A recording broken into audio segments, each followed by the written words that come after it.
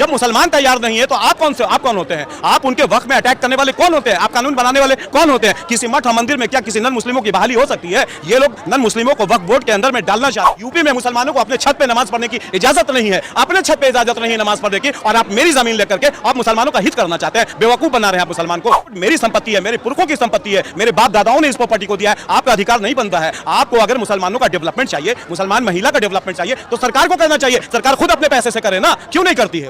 ये नरेंद्र मोदी बेवकूफ बनाते हैं। एक तरफ मुसलमानों के लिए तरह तरह का कानून बनाते हैं और मुसलमानों के हित की बात करते हैं। आप यही जनता, तमाम हिंदुस्तान की जनता और तमाम सेकुलर लोग ये समझ चुके हैं आपकी रणनीति को। आप घबराइए नहीं मोदी जी, और ये बिहार की जनता, नीतीश कुमार, ये घबराए नहीं जो 110 से 43 पे आ गए हैं, इस बार 10 सीट पर सिमट गए। आप देख रहे हैं टाइम्स ऑफ काशी। अभी हम मौजूद हैं पटना के गांधी मैदान में, जहां की प्रशांत किशोर जी के आह्वान पर बदलो बिहार रैली का आयोजन अब किया गया, जहां बिहार के सभी जिले से लाखों लोग पहुंचे इस कार्यक्रम की सफलता के लिए। हमारे साथ कहां से आए हैं भैया? मैं पटना से हूं। मैं प्रशांत किशोर जी के यहाँ बिहार राज्य समिति का सदस्य हूं, और इससे पहले मैं जनता दल यूनाइटेड का प्रदेश उपाध्यक्ष सह प्रवक्ता था। मैंने वक्फ बोर्ड के ऊपर रिज़ाइन करके मैंने जन स्वराज को ज्वाइन किया है। जिस तरह से बिहार के हालात है, उसी कारण मैंने बिहार गवर्नमेंट को छोड़ा है और एक नई पार्टी को मैंने ज्वाइन किया।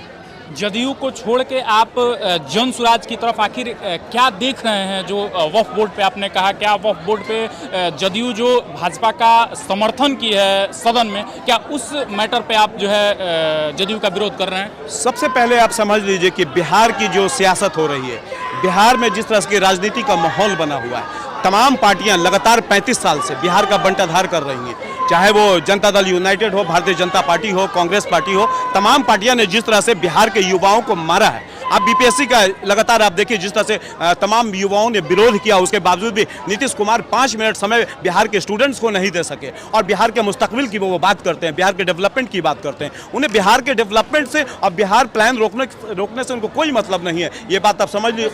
उनका मिशन अब बिहार डेवलपमेंट का नहीं है, उनका मिशन सिर्फ कुर्सी मिशन है। लगातार भारतीय जनता पार्टी के साथ संलिप्तता उनकी रही है, और तमाम ऐसे कानून उन्होंने मिलकर बनाया है, एनआरसी, सीए, वक्फ बोर्ड जैसे और 370 जैसे कानून को बनाकर लगातार हिंदुस्तान में उन्होंने विवाद खड़ा किया है। ये बात आप समझ लीजिए। भारतीय जनता पार्टी, केंद्र की सरकार और नीतीश कुमार ने लगातार मिलकर के तमाम हिंदुस्तान के लोगों को बर्बाद करने की कोशिश की, तमाम युवाओं को बर्बाद करने की कोशिश की है। इसलिए बिहार में एक नई सियासत का जन्म हुआ है, और ये इस गांधी मैदान से आज बिहार बदलाव की जो आज यहाँ पे मिशन दिया गया है, मैसेज दिया गया है, ये तमाम जनता दल यूनाइटेड और भारतीय जनता पार्टी और तमाम बिहार में जो लूट खसोट करने वाली पार्टियां हैं, उनको एक बड़ा पैगाम है कि 2025 में आप सुधर जाइए और संभल जाइए, और नहीं तो आपकी जमानत जब्त हो जाएगी। तो क्या वक्फ बिल पे नीतीश कुमार का भाजपा को समर्थन बिहार से महंगा पड़ने वाला है इस बार? ऑब्वियसली महंगा पड़ने वाला है। आप बार बार किसी के शरीयत में अटैक क्यों करते हैं? वक्फ बोर्ड भी एक शरीयत है, ये बात आप समझ लीजिए। ये बात इन लोगों को समझ में क्यों नहीं आता है? ये माननीय मोदी जी और नीतीश कुमार के तमाम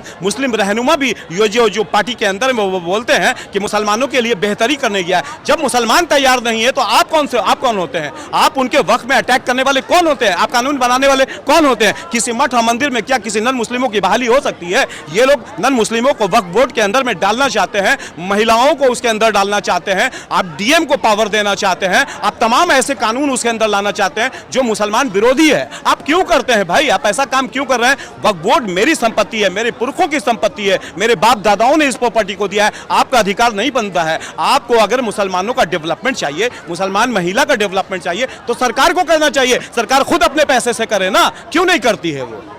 तो आने वाले 2025 में आप देखेंगे, ये नीतीश कुमार ने जिस तरह से और चिराग पासवान, जीतनराम मांझी और नायडू जैसे नेता ने जिस तरह से बिहार और तमाम हिंदुस्तान को बर्बाद करने की कोशिश की और वक्फ बोर्ड को लूट खसोट करने की कोशिश की, आप देखेंगे 2025 में बिहार का जो इलेक्शन होने जा रहा है, नीतीश कुमार को कम से कम सेकुलर लोगों का तो वोट नहीं मिलने वाला। ये बात आप जान लीजिए। सरकार के कहीं ना कहीं ये दावे हैं कि ये वक्फ बिल जो है ये पसमानदा मुसलमानों के लिए, गरीब मुसलमानों के फायदे के लिए कानून है, तो उस पर आप क्या कहना चाहेंगे? ये नरेंद्र मोदी की रणनीति है, ये आरएसएस की रणनीति है, ये समझ लीजिए आप, ये भारतीय जनता पार्टी की रणनीति है कि मुसलमानों को तोड़ो और मुसलमान को गरीब के नाम पे तोड़ो। जिस तरह से दलितों को उन्होंने तोड़ा, जिस तरह से तमाम हिंदुओं के बीच में जात पात करके उन्होंने जिस तरह से लगातार देश आजाद के समय भी जब संविधान लिखा, हमारे कानून दाता ने जो लिखा, उनके साथ भी अत्याचार हुआ। ये बात आप समझ लीजिए, उनके साथ भी अत्याचार हुआ। लगातार दलितों के साथ अत्याचार हुआ, उसी तरह से आज मुसलमानों के साथ अत्याचार हो रहा है।